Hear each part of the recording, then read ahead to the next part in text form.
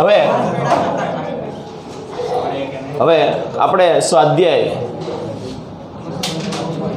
1 point સ્વાધ્યાય તો પતી ગયું છે નહીં, ઉદાહરણ પહોંચ્યા છીએ. ઉદાહરણ કેટલામું છે? ઉદાહરણ નંબર 48. ધ્યાન આપજો.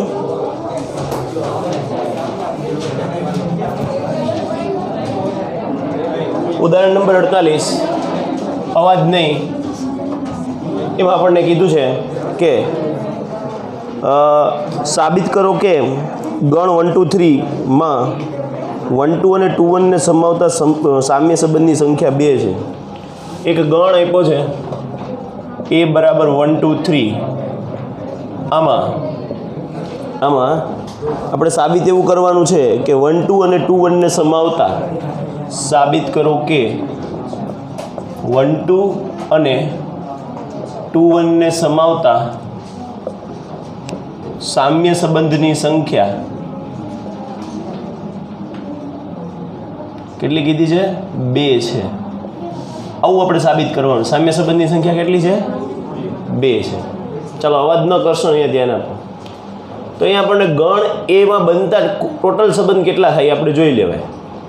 તો અહીંયા એમાં જ બને છે એટલે સંબંધ જે રહ્યો એ કેવો હશે? એ થી એ માટે. બરાબર. આના માટે તમે આર બરાબર કેટલા લખી શકો? તો 1 2 3 ને 1 2 3 સાથે સંબંધ થાય 1 1 2 2 3 3 1 2 1 3. એકનું કામ પૂરું. એકના 3 3 ઘટક આવી ગયા. બેની વાત કરીએ તો 2 1 2 2 આવી ગયા. 2 3 રેડી. 3ની વાત કરીએ તો 3 1 અને 3 2, કારણ કે 3 3 તો આવી ગયા છે. ટોટલ 3 ઘટકો છે, એના પોતાના પર બીજા 3 3 કરીને 9 સંબંધ થવા જોઈએ. એટલે ઘટક 9 બની જવા જોઈએ. બની જાય 1 2 3 4 5 6 7 8 9.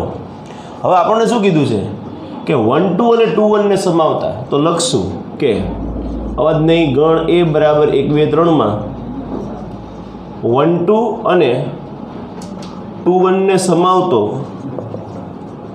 સૌથી નાનો સામ્ય સંબંધ. સૌથી નાનો સામ્ય સંબંધ. જ્યારે તમે R1 કહો તો સામ્ય બનાવવાનો છે. એટલે એટલો એ તો ફિક્સ થઈ ગયું કે પહેલાં સ્વવાચક કરવો પડશે. તો સ્વવાચક કરીએ એટલે 1 1 2 2 3 3. રાઈટ. પછી આ બે આવી જવા જોઈએ એમ કે છે. એટલે 1 2 ને 2 1. ઓકે. હવે જુઓ જોઈએ આ સામ્ય સંબંધ છે એ ચેક કરવાનું. તો સ્વવાચક છે? હા છે. સંમિત છે? તો કે 1 2 નું 2 1 થાય છે. 3 3 નું 3 3 થઈ જાય છે. 2 2 નું 2 2 થઈ જાય છે. ખબર પડી? એ ચેન્જ થાય છે. આપણને નથી લાગતું, પણ આ બગડો આની પાસે આવી જાય, આ બગડો અહીંયા આવી જાય. ઓકે 1 1. તો એનો મતલબ સંમિત થાય. પરંપરિતની વાત કરીએ તો 1 2 2 1. તો 1 1 થાય છે? હા થાય છે. ઓકે. પછી તમે એવું પણ વિચારી શકો કે 1 2 2 2. તો વળી પાછા 1 2 થઈ જાય છે. ઓકે. એટલે ટૂંકમાં બધા તમને આટલાની અંદર જ તમને સ્વવાચક, સંમિત અને પરંપરિત મળી જાય છે. મળી જાય છે કે નહીં? આ સૌથી નાનો સામ્ય સંબંધ છે આના આધારિત, કે જેમાં તમને સ્વવાચક, સંમિત અને પરંપરિત ત્રણેય મળી જાય. જોઈ લ્યો, મળે છે ને? ઓકે. તો અહીંયા સ્વવાચક પણ થઈ જાય છે, સંમિત પણ થઈ જાય છે અને પરંપરિત પણ થઈ જાય છે. એટલે આટલાનો આપણે આટલા ભાગને એમ કહેવા માંગે છે કે આટલા ભાગ પૂરા 1 1 2 2 3 3 1 2 અને 2 1. રાઈટ. હવે કોણ બાકી રહ્યા? 1 3. હવે માની લો કે 1 3 ઉમેરીએ. હવે 1 3 ઉમેરતા 1 3 ઉમેરો તો ઓટોમેટિક 3 1 નહીં થાય. એટલે કે સંમિતની નહીં મળે. હવે 1 3 ઉમેરીને તમને એમ લાગ્યું 3 1 ઉમેરી દે. 1 3 અને 3 1 ઉમેરતા. સમજો છો વાતને? 1 3 3 1 ઉમેરો તો સંમિતતા થઈ જાય, પરંપરિકતા થઈ જાય. વિચારો. 1 3 3 1 ઉમેરતા આની અંદર તમે 1 3 3 આટલા તો રાખવાના જ છે. ફાઇનલ વાત છે. કારણ કે 1 2 ને 2 1 ને સમાવતો એવો શબ્દ વાપરો એટલે આને તો ઉડાડવાના છે જ નહીં. આને તો એઝ ઇટ ઇઝ જ રાખવાના છે. તો તમે અહીંયા 1 1 પછી 2 2 3 3 1 2 2 1 આટલા તો રહેવા જ જોઈએ. બાકી તમારે જે કરવું એ કરો. 1 3 3 1. ઓકે. તો આપણને પેલી દૃષ્ટિ જોતા એમ લાગે કે આ સ્વવાચક તો થઈ જ ગયા. સંમિતતા દર્શાવી દીધો કે 1 2 નું 2 1 થઈ ગયું, 1 3 નું 3 1 થઈ ગયું. પરંપરિકતા નથી. કેમ નથી? શું? 2 1 અને 1 3 એનું શું થવું જોઈએ? 2 3 થવું જોઈએ. રાઈટ. તો આપણને એમ થયું ચલો 2 3 લાવો તો 2 3 એડ કરી દે, હાલો 2 3 એડ કરી દઈએ, બરાબર. જો તમે 2 3 એડ કરશો તો શું થશે? ચલો પરંપરિતતાના માટે થઈ ગઈ, તો આની બધી સંમિતતા નહીં થાય. 2 3 નું 3 2 નથી. ખબર પડી ગઈ? તો અહીંયા આપણે લખશું કે 1 3 અને 3 1 ઉમેરતા પરંપરિતતા જળવાતી નથી. આ ઉપરાંત લખશું, આ ઉપરાંત જો 2 3 ઉમેરીએ તો પરંપરિતતા જળવાય, પરંતુ સંમિતતા જળવાતી નથી.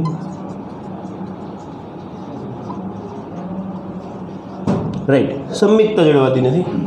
તેથી સામ્ય સંબંધ બનવા માટે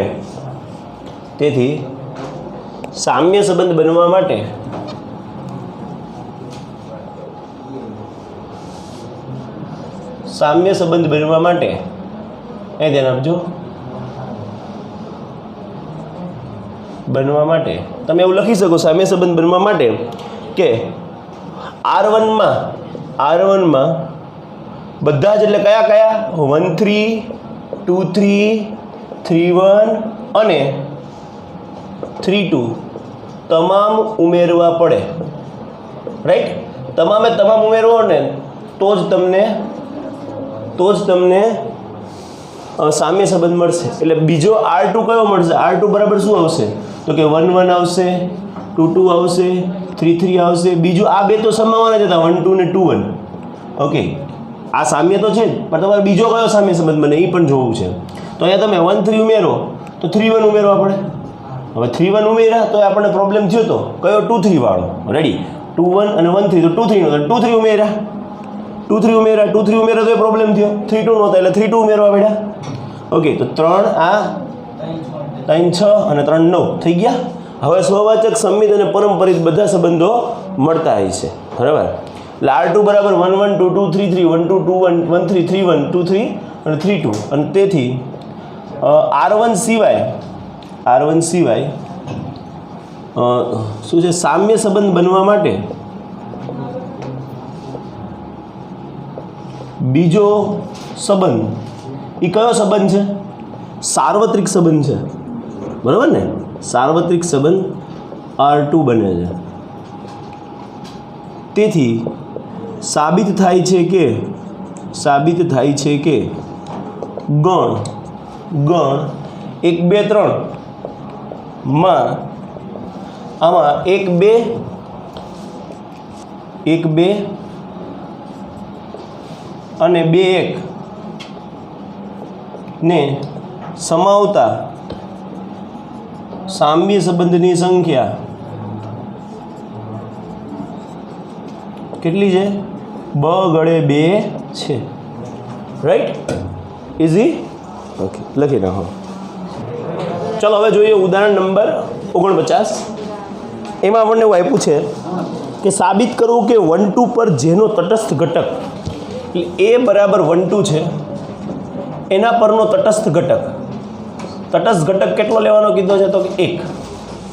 તટસ્થ ઘટક 1 હોય અને જેના હેઠળ 2 નો વ્યસ્ત 2 હોય તેવી દ્વિક્રિયાની સંખ્યા માત્ર 1 છે. જેનો શબ્દ શું વાપર્યો છે? જેના હેઠળ 2 નો વ્યસ્ત 2 હોય, આ સાબિત કરવાનું. 2 નો વ્યસ્ત 2 હોય તેવી દ્વિક્રિયાની સંખ્યા 1 છે.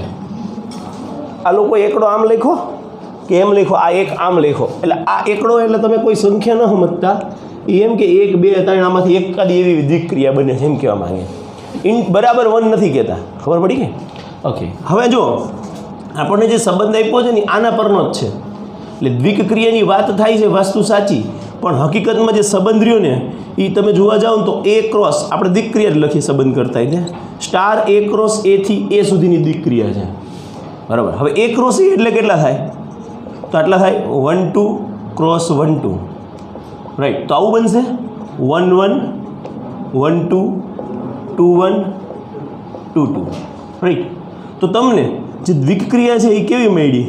તો કે 1 1 1 2 2 1 2 2 ક્રોસ, સોરી ક્રોસ નહીં, થી ડાયરેક્ટ એ એટલે કેટલા? 1 2, આ બે જ છે ને, રાઈટ. તો અહીંયા તમારે જે બંનેની જોડ સ્વરૂપના તમારે કિંમત આવશે, જેનો તમારે સ્ટાર લેવાનો છે, એટલે કે દ્વિક્રિયા કરવાની છે, અને સામે શું થાય છે? 1 2 થાય છે. હવે તટસ્થ ઘટક કેટલો કીધો છે? 1 કીધો છે, બરાબર. તો અહીં તટસ્થ ઘટક ધ્યાન આપજો, તટસ્થ ઘટક 1 બને છે. હવે આપણે જાણી છીએ તટસ્થ ઘટકનો મતલબ શું થાય? તટસ્થ ઘટકની વ્યાખ્યા શું કહે છે? તો કે A સ્ટાર E કરો કે E સ્ટાર A કરો, તમારો જવાબ A આવવો જોઈએ એમ કહે છે. તો હું જો અહીંયા 1 સ્ટાર 1 કરું, 1 સ્ટાર 1, આ ઘટક આપણે ઉપાડીએ 1 1 ને, બરાબર, 1 1 ને ઉપાડી દો, 1 સ્ટાર 1 એટલે કેટલો જવાબ મળશે આપણને? 1. આપણા કિસ્સામાં આ A છે, આ E છે, અને જવાબ A જ મળ્યો છે. હકીકતમાં પોતાની સાથે દ્વિક્રિયા જ શક્ય નથી. ખબર પડી તમને વાતની? તો 1 સ્ટાર 1 બરાબર અત્યારે આપણે A સ્ટાર E બરાબર E જેવું સેટઅપ થયું. તો અહીંયા આપણે 1 સ્ટાર 1 અથવા તો આ લોકો આવી રીતે લખે છે બુકમાં, મેં જોયું કાલે, સ્ટાર 1 1, આનો મતલબ જ શું થાય? 1 સ્ટાર 1. એનો જવાબ કેટલો આપ્યો? 1. હવે સ્ટાર બીજું કોણ વધ્યું? 1 2, 1 2. તો 1 સ્ટાર 2 કરો, જવાબ કેટલો આવશે? કેટલો આવશે?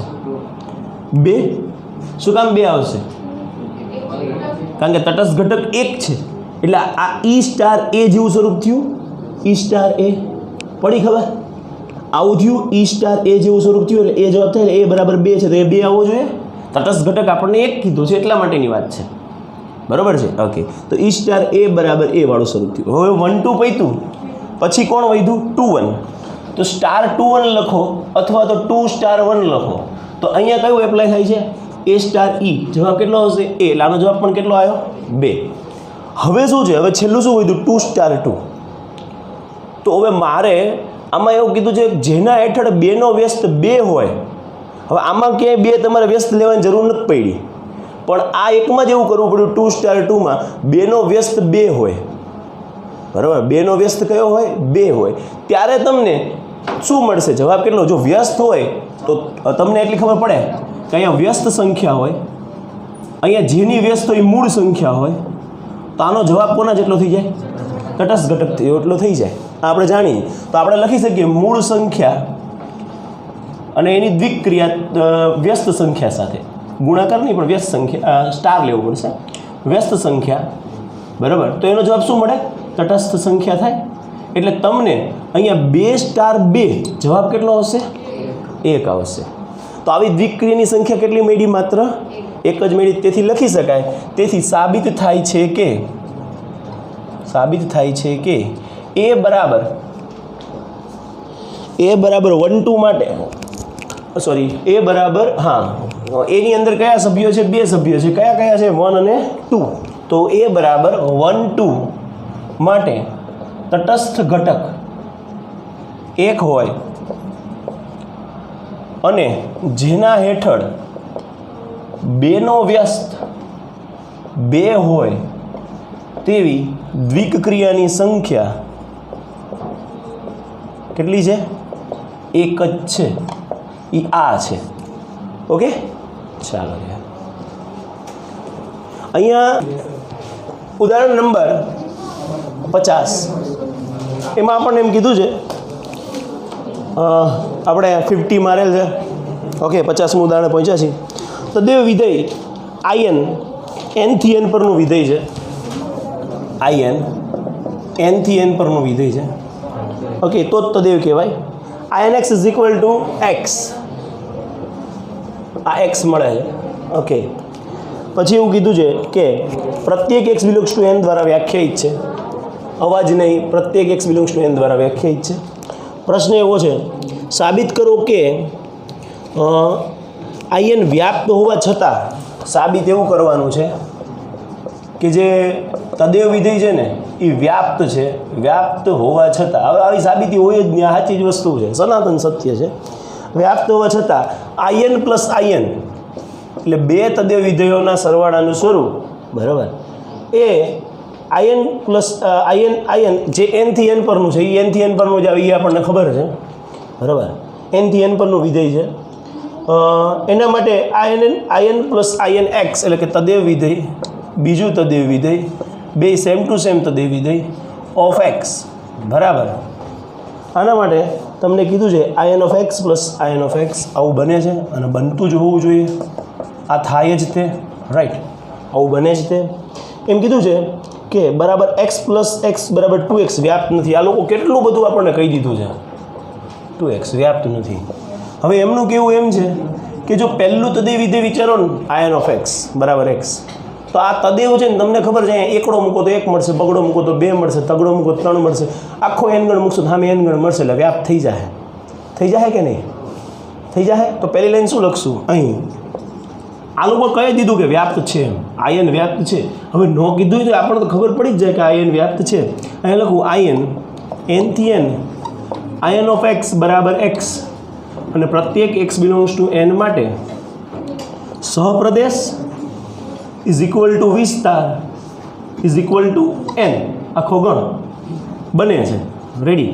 અને તેથી આયન વ્યાપ્ત છે. જો કે એ લોકોએ આપણને સ્વીકારવાનું જ કીધું છે વ્યાપ્ત છે, પણ આપણે અહીંયા જરૂર પડશે આ વસ્તુની. હવે જો તમે બે તદેવ વિધેયનો સરવાળો કરો, આયન પ્લસ આયન એ ક્યાંથી ક્યાંનું વિધેય છે તો એ લખીએ. આયન પ્લસ આયન એ n થી n પરનું વિધેય છે. એના માટે આયન પ્લસ આયન ઓફ એક્સ બરાબર આયન એક્સ પ્લસ આયન એક્સ એટલે કે આનો જવાબ x થયો, આનો જવાબ x થયો, તો જવાબ કેટલો થયો 2x. એટલે તમને હવે શું મળ્યું અહીંયા ધ્યાન આપજો. હવે વિધેય આવું થઈ ગયું આ 2x. હવે તમે એકડો મૂકો જવાબ બગડો આવે, બગડો મૂકો જવાબ 4 આવે, તગડો મૂકો જવાબ 6 આવે, એકડો જવાબ નહીં આવે, 3 નહીં આવે, 5 નહીં આવે, એકી સંખ્યા એકે આવશે નહીં. તો અહીંયા આપણે લખી શકાય કે આ જે રહ્યું આનો સહપ્રદેશ કેટલો થાય? સહપ્રદેશ ઇઝ ઇક્વલ ટુ આખો n ગણ 1 2 3 અપ ટુ અને વિસ્તાર કેટલો બનશે? વિસ્તાર બરાબર 2 4 6 અપ ટુ. તો 1 બિલોંગ્સ ટુ સહપ્રદેશ but 1 does not belongs to વિસ્તાર. Simple line.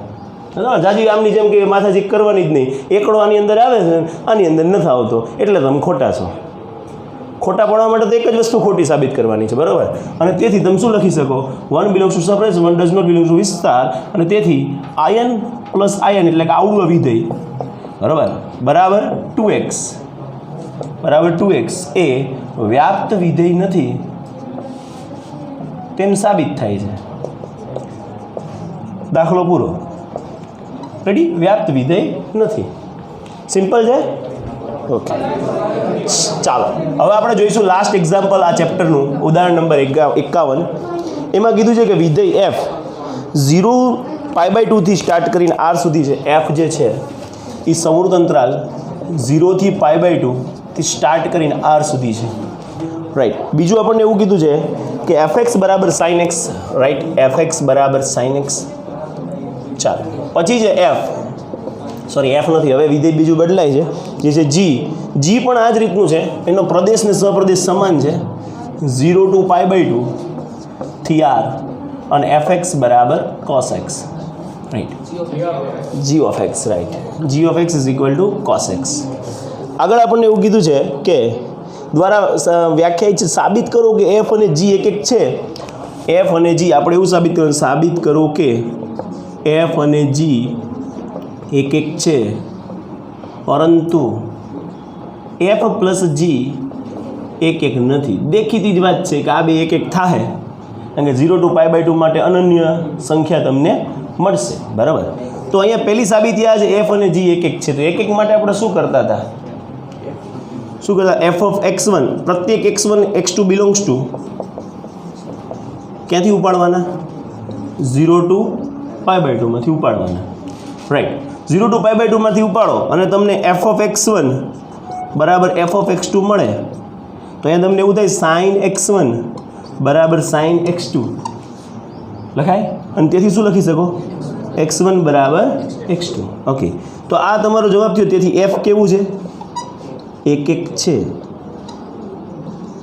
તેમ સાબિત થાય છે. અને બીજી વસ્તુ એ કે તમે જે x1 ને x2 રહ્યા ને આમાંથી ઉપાડ્યા એટલે આવું બને છે, એ ખાસ ધ્યાન રાખજો, નહીંતર આ વસ્તુ ન બને. ઘણાનું કેવું હોય એમ હશે સાહેબ sin 3π/4 અને sin π/4 સરખા બને, પણ 3π/4 આમાંથી જ લેવાના નથી. ખબર પડી ગઈ? એટલે 0 to π/2 માટે તમને અનન્ય સંખ્યા સાઇનની મળતી હોય છે. ઓકે, નેક્સ્ટ આપણે g માટે પણ આવું જ કરવું પડશે કે પ્રત્યેક x1 x2 belongs to 0 to π/2. આના માટે લખીએ તો g of x1 બરાબર g of x2, એટલે કે cos x1 is equal two cos x2, એટલે કે x1 is equal two x2, અને તેથી g એ એક છે તેમ સાબિત થાય છે.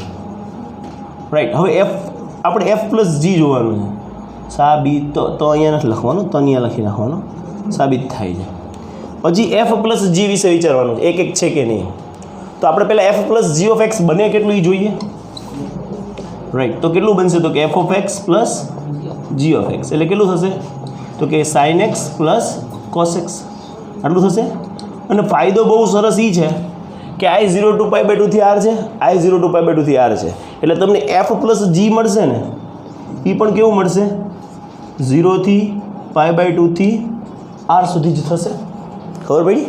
ઓલાનો પ્રદેશ એટલો જ બને છે, આનો પ્રદેશ એટલો જ બને, આનો વિસ્તાર એટલો બને, આનો વિસ્તાર એટલો બને, સોરી સપ્રદેશ એટલો બને, 0 to π/2 થી r જેટલો ભાગ થાય. હવે તમને ખબર છે કે બે કિંમત માટે સમાન વેલ્યુ મળવાની જ છે. ખબર પડે? 0 માટે સમાન વેલ્યુ મળવાની છે. તો હવે આના માટે થઈને એક માટે થઈને f of x1 ને f of x2 ન લેવાય, કારણ કે ખબર છે એક નથી થવાનું, કઈ જ દીધું છે. હવે કઈ જ દીધું હોય તો પછી આ મેથડમાં ન જવાય. શું કરાય? ઉદાહરણ લઈ લેવાય. ઓકે, તો આપણે પહેલું ઉદાહરણ લેશું એ આવું લેશું, f plus g of 0. Right. તો શું બનશે? sin 0 plus cos 0. sin 0 એટલે 0 પ્લસ 1 ઇઝ ઇક્વલ ટુ 1. તો તમને f plus g of 0 is equal two 1 મળી ગયું. બીજું તમે મેળવો f પ્લસ g ઓફ π/2. સમતંત્રાલ છે એટલે લઈ શકાય. sin π/2 plus cos π/2. sin π/2 એટલે 1, cos π/2 એટલે 0, જવાબ આવ્યો 1. તો એનો મતલબ એમ થયો બે અલગ અલગ વેલ્યુ માટે, બરાબર, આ બંને માટે સમાન વેલ્યુ મળી. આપણે કેમ x કર્યો હતો તો -1 અને 1 બંને માટે સેમ વેલ્યુ મળતી હતી, બરાબર. તો અહીંયા આપણે લખી શકીએ કે 0 ડઝ નોટ ઇક્વલ ટુ π/2, પરંતુ f plus g of 0 is equal to f plus g of π/2. પરંતુ હા, હું બોલ્યો તો પરંતુ જ તે, બરાબર. પરંતુ f plus g of 0 is equal to f plus g of π/2, અને તેથી f પ્લસ g એ એક વિધેય નથી તેમ સાબિત થાય છે. રાઈટ. દાખલો પૂરો. ચાલો હવે જોઈએ પ્રકીર્ણ સ્વાધ્યાય નંબર 1. એમાં આપણને પહેલો દાખલો એવો આપ્યો છે, f r થી r પરનો વિધેય છે. f r થી r પરનો વિધેય છે, અને આપણને એવું કીધું છે કે fx બરાબર 10x પ્લસ 7. fx બરાબર 10x પ્લસ 7. બીજું આપણને એવું કીધું છે કે વ્યાખ્યાયિત છે એવું વિધેય g r થી r શોધો. હવે તમારે વિધેય શોધવાનું r થી r માટેનું, એટલે g of x is equal two question mark. આ આપણું કામ છે, g of x મેળવવાનું છે. અને જેથી g of f બરાબર fog, ગોફ બરાબર ફોગ, અને આ બે સમાન થતા હોય તો તદે વિધેયવાળો ભાગ થાય. એટલે કે અહીંયા આપણને કીધું છે ir શું કામ આપ્યું છે? કારણ કે r પરનું વિધેય છે એવું કહેવા માંગે. ઓકે, તો આપણે એવું લખી શકીએ અહીંયા ફોગ બરાબર ir, એટલે કે ફોગ x બરાબર ir ઓફ x. બધાય જાણી છે કે ir ઓફ x બરાબર x થાય. અને ફોગ બરાબર શું લખાય? f of g of x બરાબર x. આ ખબર પડે? તદેવ વિધેય x બની જાય. Okay, ir of x is equal two x. હવે અહીંયા તમે જોશો ને તો fx બરાબર કેટલા છે? 10x plus 7. તમારે શું જોઈએ છે? f of g of x. તો x ની જગ્યાએ તમારે શું લખવાનું? g of x. તો f of g of x બરાબર 10. x ની જગ્યાએ શું લખવાનું? g of x plus 7. આને પરિણામ નંબર 1 માં મૂકતા ડાયરેક્ટ લખી નાખવું તો પણ ચાલે. તો f of g of x બરાબર શું લખી શકશો? 10 લખીએ અહીંયા, f of g of x બરાબર x. f of g of x ની જગ્યાએ 10 g ઓફ x પ્લસ 7 બરાબર x. તો 10 g ઓફ x બરાબર x માઇનસ 7. તો g ઓફ x બરાબર x માઇનસ 7 ના છેદમાં 10. આ રીતે જાઓ તોય ઠીક છે. બાકી આની જગ્યાએ જો આ બંને એકબીજાના ભાગમાં કન્વર્ટ થતા હોય ને તો આને વાય વિચારી લેવાય, તો તમને વાય -7/10 EX મળી જાય. એટલે એક પ્રકારનું એફ ઇન્વર્સ સેટ થઈ જાય. અને એફ ઇન્વર્સ જે રહ્યું, એફ ઇન્વર્સ એટલે આપણે શીખા નથી વસ્તુ, વ્યસ્ત વિધેયવાળો કોન્સેપ્ટ આપણે શીખા નથી, બાકી વ્યસ્ત વિધેય કન્વર્ટ થઈ જાય, બરાબર. એફ ઇન્વર્સ સેટ થાય ને એફ ઇન્વર્સ g(x) બની જાય અને g ઇન્વર્સ f(x) બની જાય, તો જ તે તદેવ વિધેયમાં કન્વર્ટ થાય. આવું આપણે ભણ્યા નથી, બરાબર. આ આપણા કોર્સમાં નહોતું એટલે આપણે નથી ભણ્યા. પછી જરૂરિયાત પ્રમાણે આપણે એને જોઈ લેશું, એને કહેશું આપણે વ્યસ્ત વિધેય. તો આ દાખલો પૂરો, દાખલા નંબર 1. હવે જોઈશું દાખલા નંબર 2. દાખલા નંબર 2 નથી આપણા કોર્સમાં એટલે ઉડાડી દઈએ છીએ. દાખલા નંબર 3.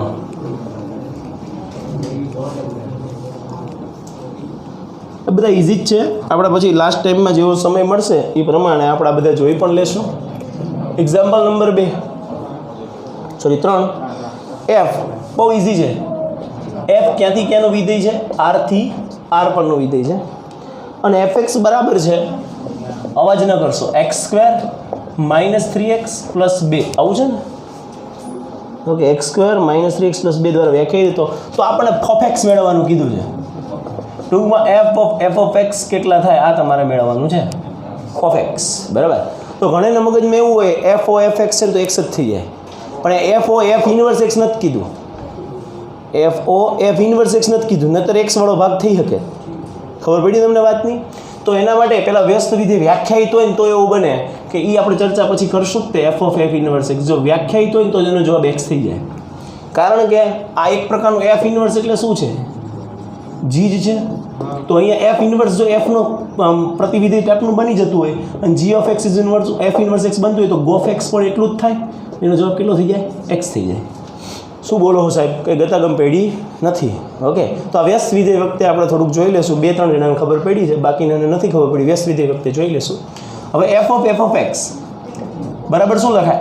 f of x એટલે કેટલા લખી શકશો? x² - 3x + 2, right. ખબર પડી? હવે તમારે x પાછું f of these much એટલે x ની જગ્યાએ આ મૂકવાનું છે. ખબર પડે છે? x ની જગ્યાએ આ મૂકવાનો મતલબ શું થાય? આ x ની જગ્યાએ ફિટ કરો તો અહીંયા x ની જગ્યાએ ફિટ કરો તો શું બને? x² - 3x + 2 નો વર્ગ. ખબર પડે છે? આ વર્ગ -3 પછી હજી x છે, x ની જગ્યાએ તો આપણે આ લખવાનું છે x² - 3x + 2 અને +2 ના +2. પડી ખબર કે નહીં? ઓકે, તો અહીંયા શું બનશે? a - b + c નો વર્ગ.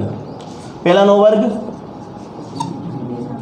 બીજાનો વર્ગ, ત્રીજાનો વર્ગ વત્તા 2 ગુણ્યા પેલું પદ ગુણ્યા બીજું પદ. 2 તરી 6x ઘન -6x ઘન. સમજાય છે શું કર્યું?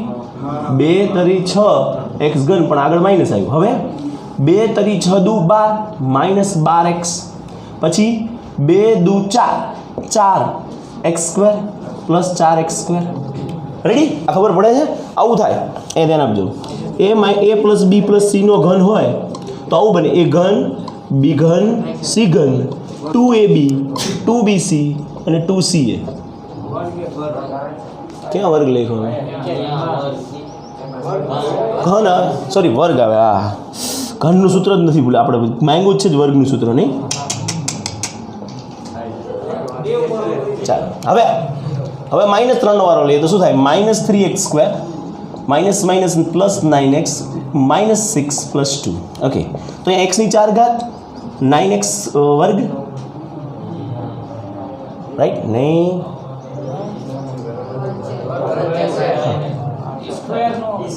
અહીંયા સ્ક્વેર આવે ને? હા, હું વિચારું અહીંયા કેમ સ્ક્વેર આવે. ઓકે, ચાલો. 2 નો વર્ગ 4 -6x ઘન -12x + 4x² -3x² + 9x -6 + 2, right? તો હવે આપણે જોતા જઈએ. x ની 4 ઘાત વાળું 4 ઘાત વાળું એક જ પદ છે. કયું છે? x ની 4 ઘાત. તો બરાબર કેટલા આવશે? x ની 4 ઘાત. પછી ઘન વાળું પદ જોઈએ તો ઘન વાળું પદ પણ એક જ છે, -6x ઘન. તો લખશો -6x ઘન, રાઈટ? હવે જોઈએ વર્ગવાળા પદ કેટલા છે તો કે 9 ને 4 13 - 3 10x², અહીંયા 10x² + 10x². પછી -12x + 9x -3x. ઓકે, 4 ને 2 6 માઇનસ 6 0 એટલે પતી ગઈ વાત. તો આપણને મળ્યું f ઓફ x અથવા તો f ઓફ x. આ આપણો જવાબ થઈ જશે. ક્લિયર? ઓ રેડી?